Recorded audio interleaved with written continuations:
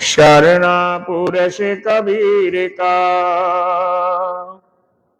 शरणा पुरुष कबीर का, सब संतन की ओटे, गरीब दास रक्षा करें, कबहु न लागे चोटे।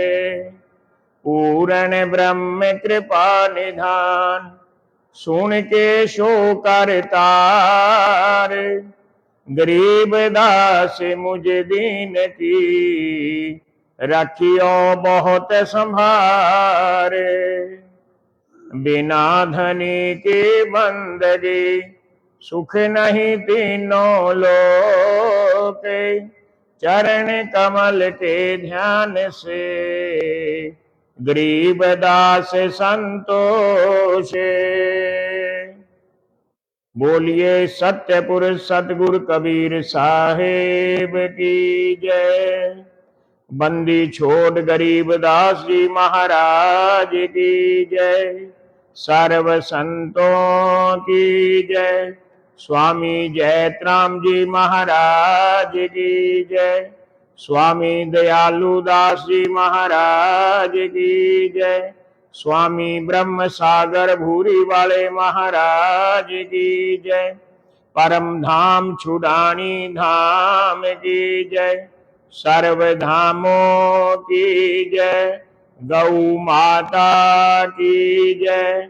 गंगे माता की जय। भारत माता की जय। अपने अपने गुरुदेव महाराज की जय। अभी आपने गरीबदासीय पंथ के कई महान संतों के शब्द, प्रवचन और कीर्तन का श्रवण किया। बड़े मधुर स्वरों के साथ बंदी छोड़ गरीबदास महाराज जी की वाणी के राग गाए और श्लोक को भी गाकर सुनाया। गरीबदासीय पंथ के महामंडलेश्वर परम पूज्य स्वामी जसदेवानंद महाराज जी आलमगीर वाले, भाई उधर बैठो, इधर मत आओ, उधर बैठो आप, जो जहां बैठे भक्त लोग उधर जाओ।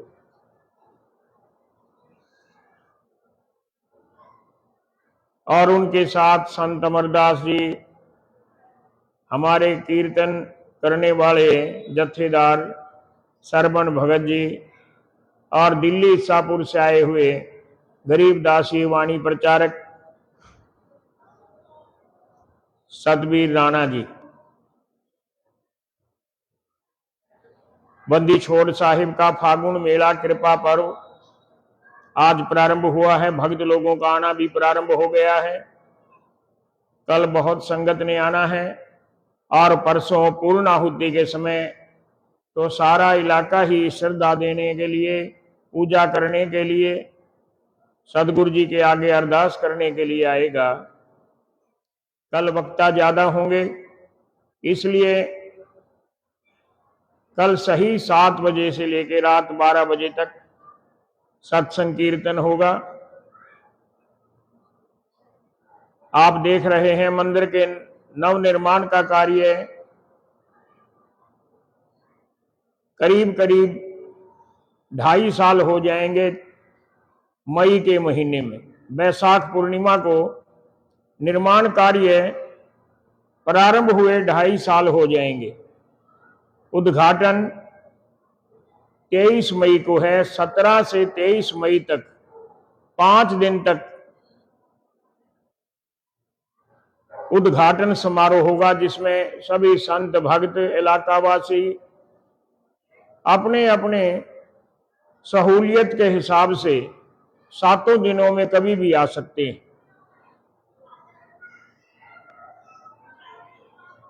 इसके साथ साथ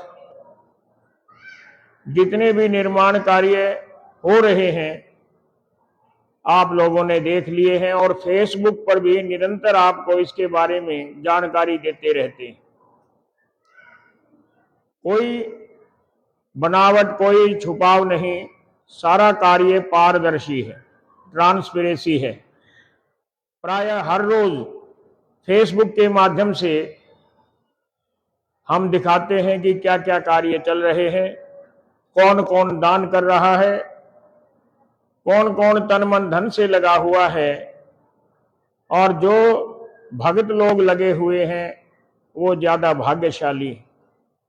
सतगुरु के परम धाम के निर्माण में आपका धन, आपके तन की सेवा और मन के साथ आपके विचारों की सेवा, ये आपके लिए परम फलदायी है। अभी सत्संग चल रहा है, बाकी सूचनाएं और प्रेरणा तो मैं कल दूंगा।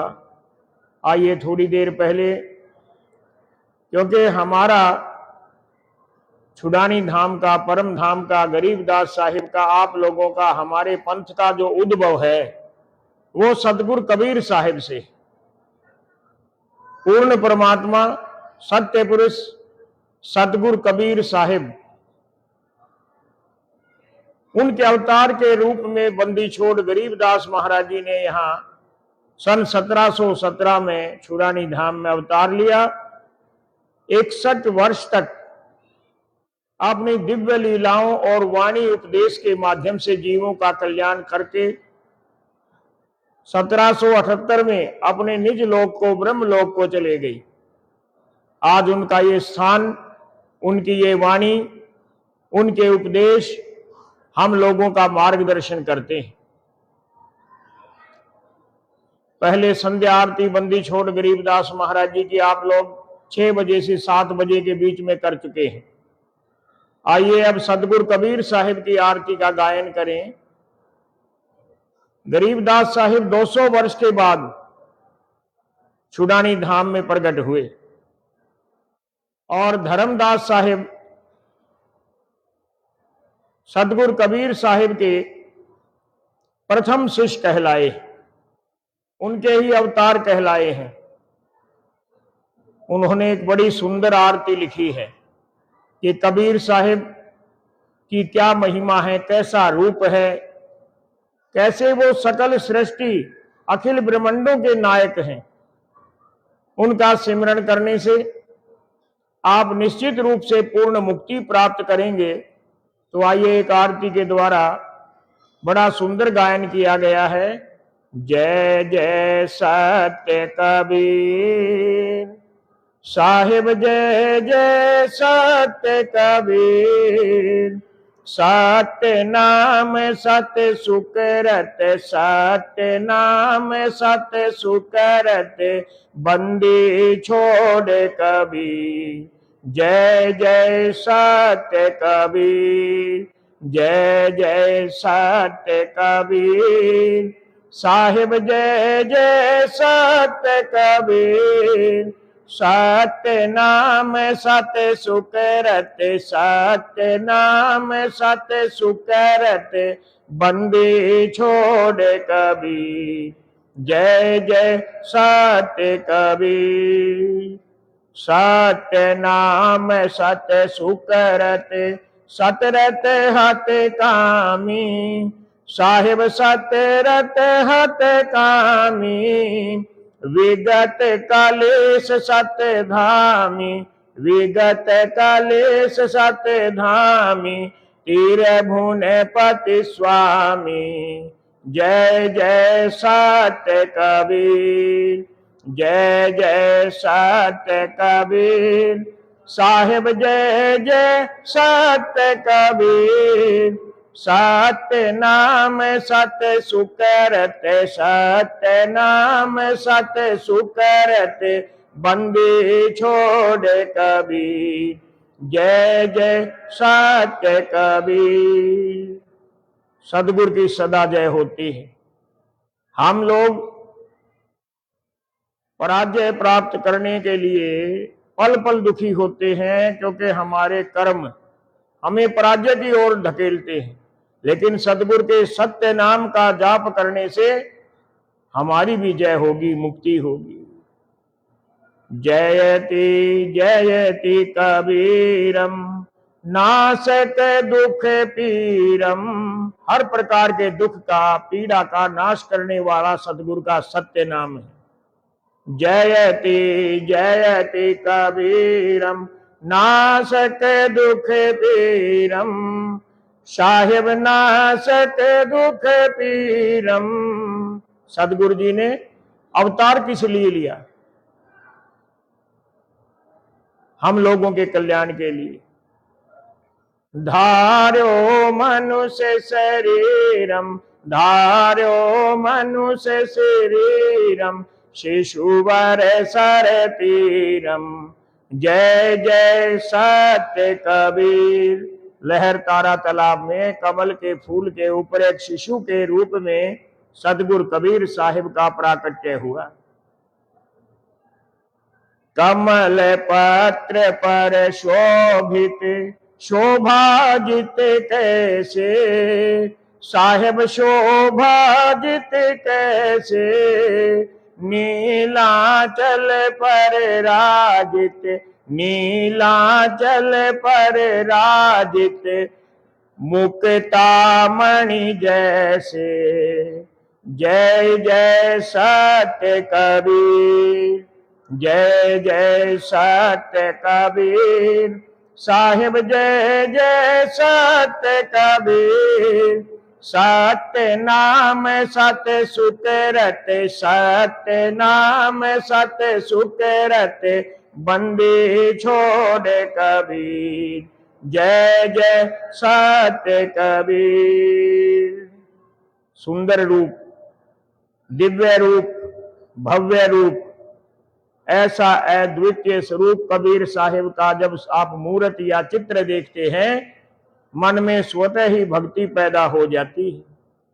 परम मनोहर रूपम प्रमोदित सुख राशि, साहिब प्रमोदित सुख राशि, अति अभिनव अविनाशी, अति अभिनव अविनाशी, काशीपुर वासी। जय जय सत्य कबीर, जय जय सत्य कबीर साहिब, जय जय सत्य कबीर। सत्य नाम सत्य सुख रते, सत्य नाम सत्य सुख रते, बंदी छोड़ कबीर। जय जय सत्य कबीर। गरीबदास साहिब ने वाणी में लिखा है, अमर करूं सतलोक पठाऊं, ताते बंदी छोड़ कहाऊं। बंदी छोड़ हमारा नामम, अजर अमर है अस्थिर ठामम। मेरे नाम की सार्थकता तभी है जब मैं जीव के सब बंधनों से दूर करके उसे अपने निज लोक में, मुक्ति लोक में ले जाऊं। इसलिए मैं बंदी छोड़ कहलाता हूं। किस लिए आए कबीर साहिब? हंस उबारण कारण पर गटे तन धारी। एक बार धर्मदास जी के मन में कोई शंका आ गई कि हे साहिब कबीर,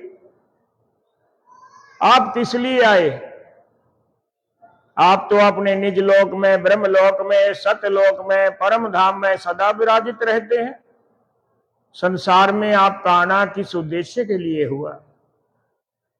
और आपने इतना सुंदर शरीर धारण किया। कबीर साहिब ने क्या कहा? शरीर तो है नहीं, ध्यान से देखो। धर्मदास को कहा, निरख परख कर देख, अंग हमरे नहीं काया, हम उतरे तुम काज, नहीं कुछ मोह न माया। तुम्हारे जैसे भक्तों का कल्याण करने के लिए इस संसार में हम प्रकट हुए। सतगुरु कबीर साहिब की वाणी बहुत ही स्पष्ट है। तो यहां पर इस आरती के अंदर धर्मदास जी ने प्रेरणा दी है, जो कोई सतगुरु कबीर की आरती गाए। आरती का अर्थ क्या है? कि उनके नाम में रत हो जाए आकर। आरत, अपने चित्त में सत्य नाम धारण कर ले, मनन कर ले, दैनिक दिनचर्या में उसको शामिल कर ले। तो यहां पर सदगुरु जी ने कहा, धर्मदास महाराज जी के शब्द में, हंसे उबारण कारण परगट तन धारी, साहिब परगट तन धारी, पारख रूप बिहारी, पारख रूप बिहारी, अविचल अविकारी, जय जय सत्य कबीर, जय जय सत्य कबीर, साहिब जय जय सत्य कबीर, सत्य नाम सत्य सुकरत, सत्य नाम सत्य सुकरत, बंदी छोड़ कबीर, जय जय सत्य कबीर, साहिब कबीर की आरती अगणित अगहारी। अग किसको कहते हैं? एक होता है पाप, एक होता है अग। पाप की इति श्री को, पराकाष्ठा को, चरम को अग कहते हैं। पाप के लिए तो क्षमा मिल जाए, अग के लिए क्षमा नहीं हो। लेकिन सदगुरु कबीर साहिब के सत्य नाम के जाप में वो ताकत है, आपने अति अग भी किए हो तो आप मुक्त हो जाओगे। साहिब कबीर की आरती अगणित अगहारी, साहिब अगणित अगहारी, धर्म दास बलिहारी, गरीब दास बलिहारी, मुद मंगलकारी, जय जय सत्य कबीर, जय जय सत्य कबीर। अर्जुन और सरजुन नाम के दो परम भक्त कबीर साहिब के थे। 64 लाख की संख्या बताई कबीर साहिब के शिष्य उस समय। दो परम भगत थे, मुखिया थे। उनके मन में साहिब की किसी लीला को देखकर क्षण मात्र के लिए शंका आ गई और तत्काल उनको आभास भी हो गया कि अपने सदगुरु के प्रति शंका का आना भक्ति में बहुत बड़ी रुकावट है। क्योंकि भक्ति किसको कहते हैं? जो एक रस हो। छिन चढ़े छिन उतरे सो तो प्रेम ना होए। एक सेकंड में तो हम भक्ति में आ जाते हैं, एक सेकंड में फिर दूसरे भाव में आ जाते हैं। ये भक्ति नहीं। जो आपका भाव बन गया वो किसी आंधी से, तूफान से, संसारिक बातों से, पारिवारिक बातों से, किसी भी कारण से उल्टी दिशा में नहीं जाना चाहिए। दिन प्रतिदिन निरंतर ऊपर को जाना चाहिए। तो यहां पर अर्जुन सरजुन को आभास हो गया कि हमसे तो बहुत बड़ा पाप है जो अपने सदगुरु के प्रति शंका रख ली। कैसे कल्याण होगा? गलती हो जाए तो माफी भी मांग ले। तो परमात्मा तो परम दयालु है, कृपा निधान है, दया निधान है। सदगुरु कबीर साहिब ने कहा, तुम हमारे शिष्य हो। 200 साल के बाद बांगर प्रांत में, दिल्ली से पश्चिम दिशा में 30 मील की दूरी पर छुडानी नाम के गांव में हमारा अवतार होगा। ये कोई कपोल कल्पना नहीं। सदगुरु कबीर साहिब मगहर में जाकर अपने परम धाम को चले गए। उसके पूरे 200 साल के बाद सन 1717 में गरीबदास साहिब सदगुरु कबीर के अवतार के रूप में यहां पर प्रकट हो गए। उनके प्रकट होने से पहले अर्जुन सरजुन ने आकर माता जी की परिक्रमा की। ये माता जी, आप परम सौभाग्यशाली हैं कि आपके यहां से हमारे सदगुरु अवतरित होंगे। अर्जुन सरजुन ने सोनीपत जिले के हुमायूंपुर में बहुत लंबे समय तक तपस्या की, कबीर साहिब के प्रति तप किया कि सतगुरु जी क्षमा करो, क्षमा करो, क्षमा करो, अपने लोक में ले चलो। 200 वर्ष तक वो जीवित रहे।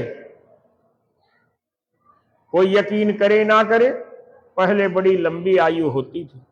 अब भी पूर्वोत्तर प्रांत के बहुत से राज्यों में 100 से ज्यादा आयु के बहुत लोग हैं। मैंने भी उनका, माताओं का, पुरुषों का दर्शन किया जो 100 साल से ऊपर के। हमारे एरिया में तो उम्र घट गई है। और कल मैं हिंदुस्तान में है सरकारी आंकड़े, कई लाख। अर्जुन सर्जुन ने आकर पूर्व घोषणा कर दी कि छुडानी धाम में हम गर्भ हरण भी किया।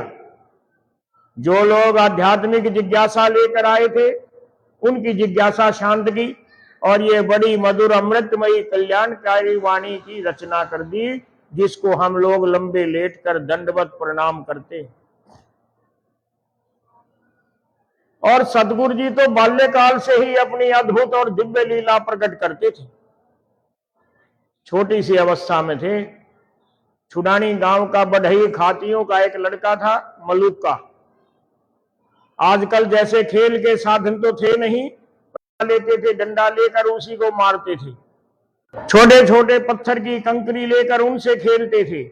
खेल खेल में मलूका की उंगली पर गरीबदास महाराज जी के द्वारा फेंकी गई जोर से कंकरी लग गई। कंकरी पैनी थी, तीखी थी, खून निकलने लग गया। ये बात कब की है? जब सतगुरु जी 7-8 साल के थे, अपने हम उम्र बच्चों के साथ खेल रहे थे। मलूका रोने लग गया कि गरीबा ने, महाराज जी को बचपन में गरीबा बोलते थे, कि गरीबा ने मेरे हाथ में चोट मार दी। सतगुरु जी ने सोचा अब ये घर जाएगा, शिकायत करेगा अपने माता पिता को, वो मेरे माता पिता के पास आएंगे, सबको दुख होगा। कहने लगे देख भाई मेरे परम मित्र, तेरी उंगली में तो तारा है। मलूका ने उंगली देखी, सचमुच में तारा था, खून था नहीं। बड़ा खुश हो गया, अभी जाता हूं अपने माता पिता को दिखाऊंगा। घर में गया, मुट्ठी खोली तो सचमुच में तारा था, लेकिन उसी समय तारा ऊपर को चला गया। रोने लग गया कि गरीबा ने जो मेरे को तारा दे दिया था तुम लोगों ने खो दिया। कहने का भाव कि सतगुरु जी की बाल लीलाएं, होनहार बिरवान के होत चीकने पात। जो दिव्य शक्ति वाले होते हैं वो तो बाल्यकाल से ही अपनी शक्ति का जीवों के कल्याण के लिए प्रदर्शन करते हैं। सतगुरु जी का, हमारे गांव में बैरागियों के कई परिवार थे, हैं तो अब भी, लेकिन कोई अजमेर में है, कोई कोटा में है, कोई जयपुर में है। पहले यहीं रहते थे, 1-2 परिवार यहां पर है। बैरागियों की कच्ची छान की झोपड़ी थी, आग लग गई। गांव के लोग लोटा लेकर, बाल्टी लेकर बुझाने लग गए। आग बढ़ती गई क्योंकि 15-20 झोपड़ियां एक लाइन में बनी हुई थी जोहड़ के किनारे। हाहाकार मच गया। उसी समय बंदी छोड़ साहिब 9-10 साल के थे, जाकर सीधे कूद गए अग्नि में। और लोग क्या देखते हैं कि गरीबदास जो छोटा सा बच्चा है उसने अपना शरीर बहुत विराट बना लिया। ये योग बल से, जो योगी होते हैं, शरीर को सूक्ष्म भी बना लेते हैं और विराट भी बना लेते हैं। क्योंकि बंदी छोड़ साहिब तो बहुत सारी सिद्धियों के मालिक थे। और सिद्धि किस लिए? जगत के कल्याण के लिए, जीव के भले के लिए। सिद्ध तारे पिंड आपना, साधु तारे खंड, सो तो सतगुरु जानिए जो तारे ब्रह्मंड। सब लोग देखते हैं कि छोटा सा बालक कितना तेजस्वी है, कितना शक्तिशाली है, दूसरों के दुख को दूर करने वाला है। हमारे पड़ोस में खेड़ का गांव है। महाराज जी बंदी छोड़ गरीबदास जी खुद किसान थे, किसान परिवार में पैदा हुए और गौओं की सेवा भी करते थे, गाय चराने भी जाते थे। और भी साथी जाते थे। गाय चराते चराते खेड़ का गांव की सीम में उनके साथी और उनकी गाय चली गई। बाजरे का खेत जो था उसमें नुकसान कर दिया। उस समय छुडानी गांव झज्जर के नवाब के अंतर्गत आता था।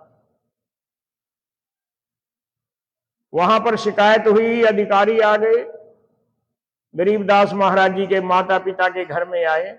बलराम जी, आप गांव के चौधरी हो और गांव में सबसे ज्यादा जमीन भी आपके पास है, धनाढ्य हैं, लेकिन आप दूसरे के खेत को खराब करवाते हैं। आपका बच्चा जो है ये गरीबा, इसने खेड़का गांव के जमींदार के खेत का नुकसान किया है, आपको दंड देना पड़ेगा। अब देखो सदगुरु जी की बंदी छोड़ की बाल लीला कैसी है। उसी समय सदगुरु जी ने ऐसी दिव्य लीला रच दी, कहने लगे जाकर पहले खेत को देख लो, जो दंड होगा मेरे पिताजी भुगतान कर देंगे। गांव के कुछ लोग और अधिकारी गए तो खेत तो हरा भरा था। संतों में ताकत कितनी होती है कोई अंदाजा नहीं लगा सकता। धन्ना भगत ने काकर बोई थी और खेतों में फसल लहला रही थी। ये भक्ति का प्रभाव होता है। प्रेमियों, गरीबदास महाराज जी थोड़े से बड़ी अवस्था में आ गए, 12-13 साल के। उनकी मौसी थी पठानी देवी,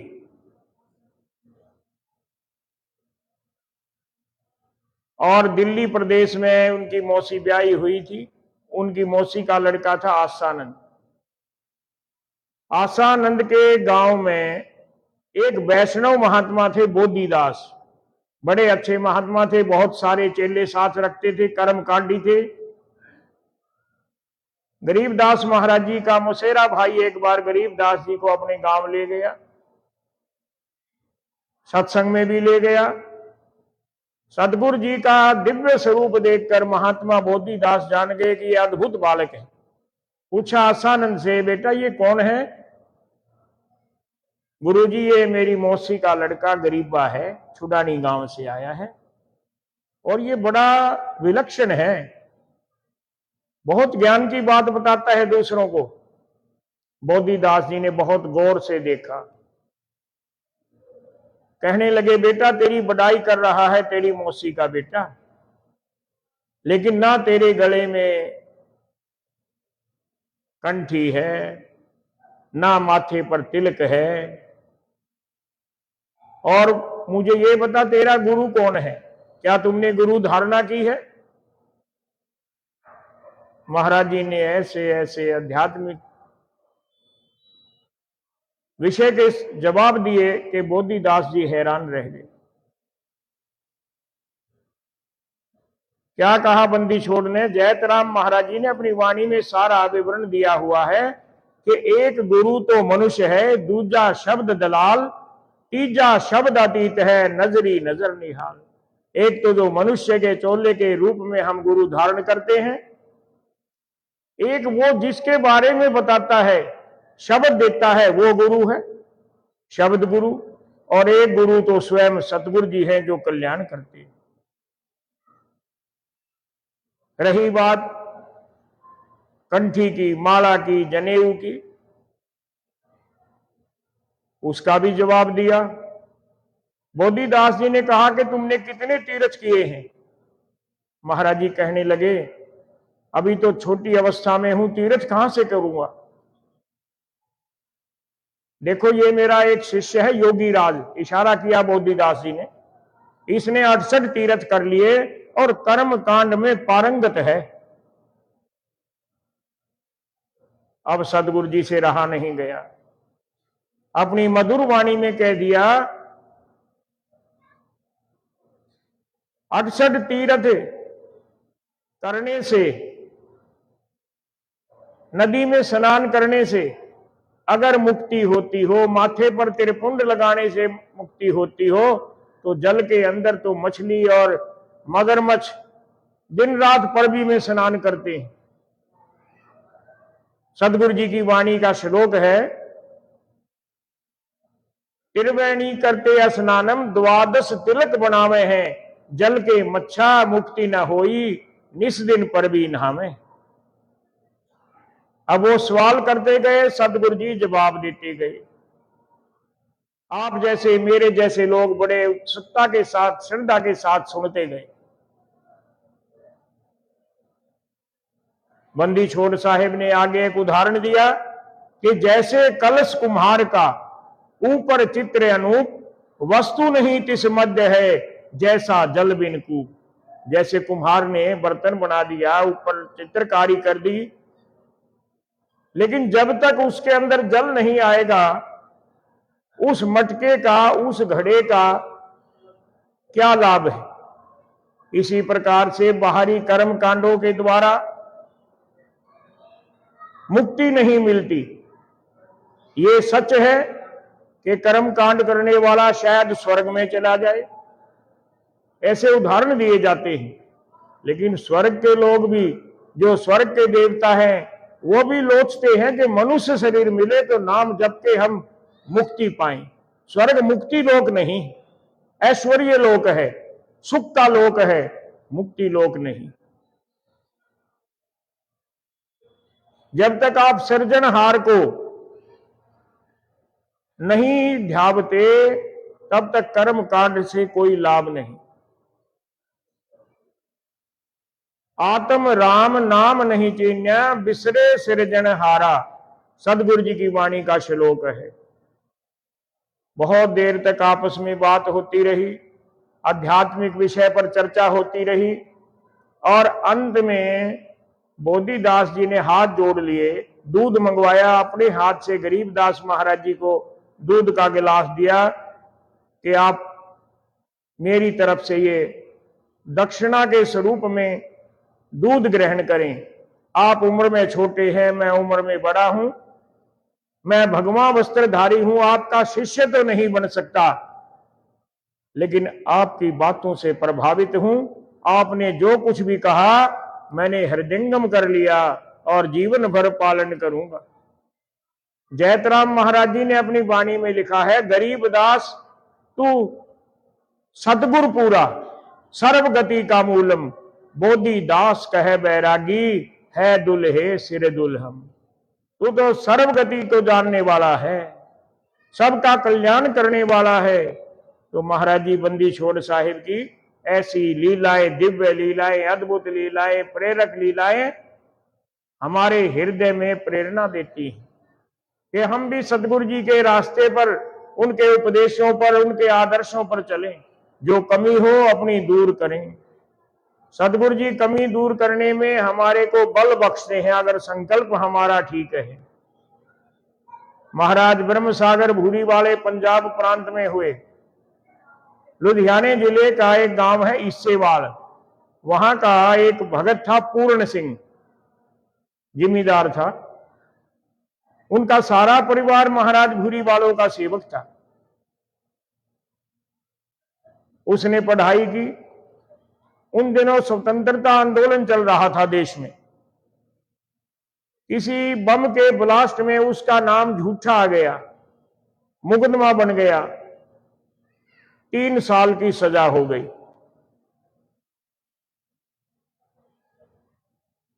उसके परिवार की भक्ति से प्रसन्न होकर सदगुरु ब्रह्म सागर भूरी वाले महाराज जी जेल में प्रकट हुए कि पूर्ण सिंह तेरे को छुड़ाने के लिए आए। उसने हाथ जोड़ लिए, नमस्कार कर दी, दंडौत कर दी। नहीं सदगुरु जी अभी मत छुटाओ, मेरा कोई पाप कर्म है, इसका फल मुझे, दंड मुझे भुगत लेने दो।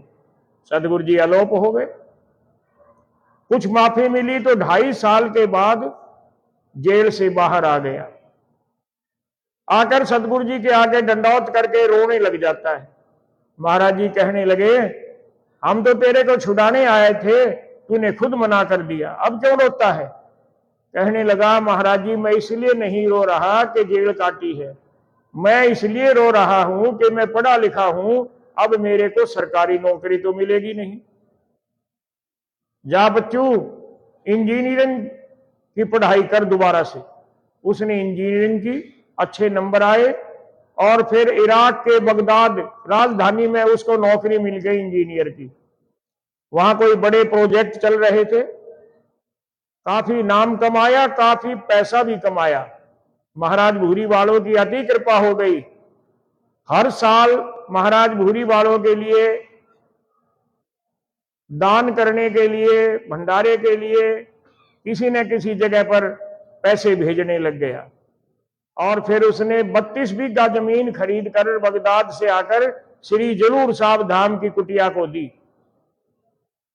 और फिर 1 लाख रुपया उन दिनों लुधियाने में एक अस्पताल था कुटिया का, उसमें उस समय 1 लाख रुपया दान किया। बड़ा दानी कहलाया है। मेरा कहने का भाव, जब हम परमात्मा के प्रति, संतों के प्रति अपने भाव को उत्तरोत्तर बढ़ाते जाते हैं तो वो हमारा नाम, हमारा धन, हमारा यश सब कुछ बढ़ा देते हैं, सुख और समृद्धि दे देते हैं, अच्छी सेहत दे देते हैं। जरूरत इस चीज की है कि हम अपना भाव बढ़ाएं। भाव का बहुत महत्व होता है। कोई दानी दान करे, लेकिन अगर उसका भाव शुद्ध है तो कई गुना जाकर उसको लाभ मिलेगा। दान करने से लाभ तो मिलता है, लेकिन गरीबदास महाराज जी ने वचन कहे हैं कि बिन इच्छा जो देत है सो दान कहावे, फल बाँचे नहीं तास का अमरापुर जावे। एक भक्त ने मेरे से अनुरोध किया था कि महाराज जी एक भजन गा देना। अभी तो वक्ता भी और बैठे हैं, भजन गाने वाले भी और बैठे हैं। एक भजन सदगुरु कबीर साहब का आपको सुनाकर मैं अपने वक्तव्य को विराम दूंगा। जब सदगुरु कबीर साहब को गुरु के रूप में स्वामी रामानंद जी पंचगंगा घाट काशी में दर्शन किए, नाम मिल गया, कंठी मिल गई, आशीर्वाद मिल गया, तो बड़े प्रसन्न हुए। थे तो वो स्वयं परम पिता, परमेश्वर, सत्य पुरुष, पूर्ण परमात्मा, लेकिन गोस्वामी तुलसीदास जी ने कहा है कि गुरु बिन भवनद तरह न कोई, जो विरंची शंकर सम होई। चाहे ब्रह्मा हो, शंकर हो, विष्णु हो, बिना गुरु तो कोई भी तर नहीं सकता। सदगुरु कबीर साहब तो गुरुओं के गुरु, अखिल ब्रह्मांडों के नायक, मालिक। लेकिन उस समय जो शंकालु लोग प्रचार करते थे कि इसका तो कोई गुरु नहीं, तो उनकी शंका दूर करने के लिए सदगुरु कबीर साहब ने एक अपनी दिव्य लीला रची। पंचगंगा घाट पर जाकर लेट गए। सुबह सुबह अंधेरे में सदगुरु रामानंद महाराज जी एक एक पैड़ी उतरते गए। पैरों में धूल के कण लगे हुए थे, माथे पर धूल का कण पड़ गया। बालक के स्वरूप में विलाप करने लग गए, रोने लग गए। रामानंद जी ने सोच लिया अंधेरे में कि किसी बच्चे के सिर पर पैर लग गया, बेटा रो मत, राम राम जप। और झुककर जब बच्चे को दुलारना चाहा तो कंठी निकलकर कबीर साहिब के गले में। गुरु की दी हुई दिव्य चीज मिल गई, नाम मिल गया, प्रेरणा मिल गई। तो ऐसी अवस्था में सदगुरु कबीर साहिब ने भजन गाया कि मेरे माथे पर गुरु के चरणों की धूल मिल गई, आज मैं निहाल हो गया। कबीर साहिब की वाणी का शब्द है। हम लोग गरीबदास साहिब की वाणी जब पढ़ते हैं तो अंतिम पृष्ठों पर यह शब्द आता है। क्या है शब्द के बोल? लाग रही महाराज मस्तक लाग रही, गुरु चरण की धूल मस्तक लाग रही, सत्य गुरु चरण की धूल मस्तक लाग रही। लाग रही महाराज मस्तक लाग रही, गुरु चरण की धूल मस्तक लाग रही, सत्य गुरु चरण की धूल मस्तक लाग रही। जब गुरु के चरणों की धूल माथे पर आ जाए तो जो ये जीव द्वंद्व की स्थिति में रहता है, मान अपमान, यश अपयश, शीत उष्ण, अमीरी गरीबी, पता नहीं कितने द्वंद्व इस जीव के मन में हर समय समाये रहते हैं। वो सारे द्वंद्व समाप्त हो जाते हैं, शीतलता आ जाती है जब यह धूल चढ़ी मस्तक पे जब यह धूल, चढ़ी मस्तक पे दुविधा हो गई दूर मस्तक लाग रही, गुरु चरण की धूल मस्तक लाग रही, सतगुरु चरण की धूल मस्तक लाग रही महाराज मस्तक लाग रही, गुरु चरण की धूल मस्तक लाग रही, सतगुरु चरण की धूल मस्तक लाग रही। सतगुरु कबीर साहिब के वचन है कि जब हम योग क्रिया करते हैं, सहज भाव से सुरती शब्द योग का अभ्यास करते हैं, तो हमारी सुरती जो है उस परम धाम में पहुंच जाती। क्या कहा सतगुरु जी ने वाणी में, ईला पीला ध्यान धरत है, सुरती पहुंची दूर मस्तक लाग रही, गुरु चरण की धूल मस्तक लाग रही, सतगुरु चरण की धूल मस्तक लाग रही महाराज मस्तक लाग रही, गुरु चरण की धूल मस्तक लाग रही, सतगुरु चरण की धूल मस्तक लाग रही। ये संसार जिसको हम पूरी तरह से नहीं जान पाते, बच्चे का जन्म होता है, शहनाई बजती है, ढोल बजता है, मृत्यु हो जाती है तो लोग दुख में आ जाते हैं, लेकिन जन्म और मृत्यु के बीच का जो काल है, इसी को तो जीवन काल बोलते हैं। गौर करो, ये जीवन काल चाहे कोई किसी भी अवस्था का, किसी भी देश प्रदेश का व्यक्ति हो, अनेक झंझावात, अनेक तूफान, अनेक रुकावट, अनेक बाधाएं नित्य ही हमें देखने को मिलती। सुख के क्षण तो बहुत कम होते, कोई दिन ऐसा नहीं बीतता जब कोई दुख भरा समाचार नहीं मिलता। पहले तो टीवी पर अखबार में मिलते थे, अब तो सोशल मीडिया पर भी मिलते हैं। जीव व्यथित हो उठता है। तो सदगुरु कबीर साहब कहते हैं, इन सब दुखों से बाधाओं को वही पार करता है जो सदगुरु के नाम का सिमरन करने वाला जीव है। कोई सूरमा होता है जो सदगुरु के नाम पर अडिग हो जाता है, एक रस एक भाव से भक्ति करता है। तो कबीर साहिब के वचन क्या है, यह संसार बिघन की घाटी, यह संसार बिघन की घाटी, निकसत बिरला शूर मस्तक लाग रही, गुरु चरण की धूल मस्तक लाग रही, सतगुरु चरण के धूल मस्तक लाग रही महाराज मस्तक लाग रही, गुरु चरण की धूल मस्तक लाग रही, सतगुरु चरण की धूल मस्तक लाग रही।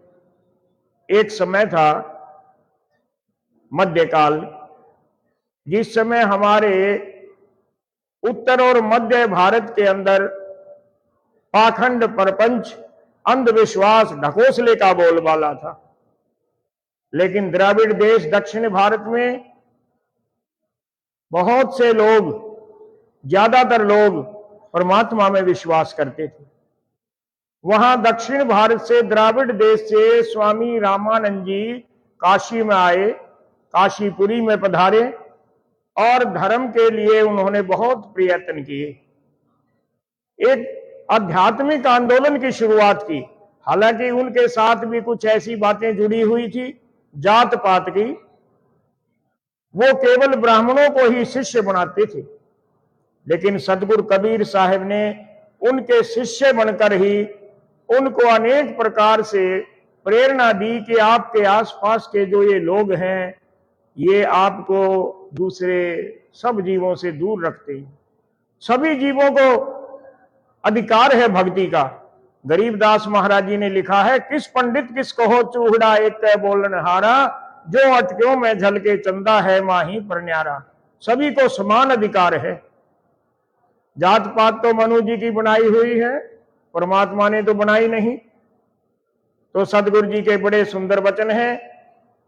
जो आध्यात्मिक आंदोलन सदगुरु रामानंद जी ने प्रारंभ किया, उसको गति और दिशा सदगुरु कबीर साहिब ने और ज्यादा दे दी।